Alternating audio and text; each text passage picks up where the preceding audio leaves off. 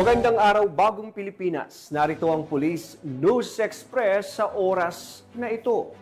Formal ng pinagtibay ng Philippine National Police at National Irrigation Administration ang kanilang ugnayan sa isinagawang flag raising ceremony at paglagda sa Memorandum of Understanding ngayong araw, July 7, 2025, sa PNP National Headquarters bilang hakbang sa pagpapalakas ng serbisyo sa mga malalayong komunidad sa bansa.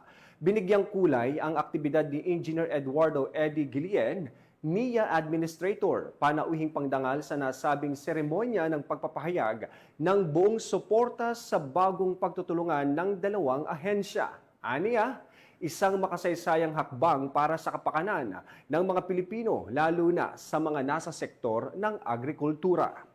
Sa kanyang mensahe, ipinaabot naman ni Chief PNP Police General Nicolas Torre III ang kahalagahan ng nasabing kasunduan.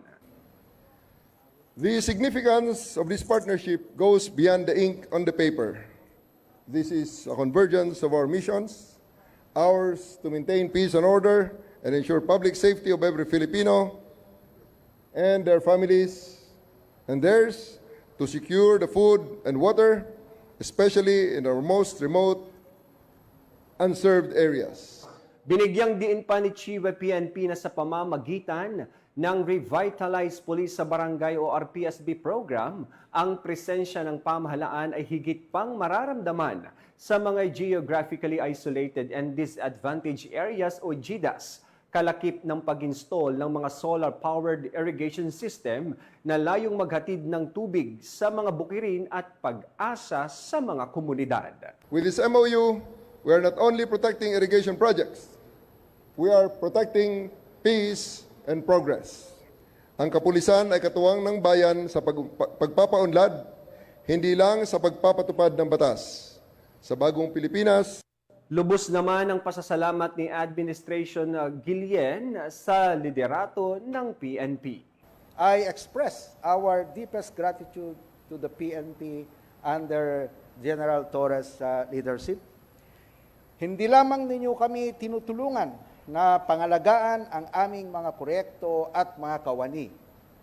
Kasama namin kayo sa pagbibigay ng serbisyo sa malalayong lugar na madalas hindi naaabot. Your unwavering support empowers us to pursue the goals of the National Irrigation Master Plan. Ang pagpirma ng MOU ay inaasahang magbubunga ng mas mabisang implementasyon ng mga proyektong pang-irigasyon at mas ligtas na pamayanan, susi sa pagkamit ng food security, katahimikan at pambansang kaunlaran.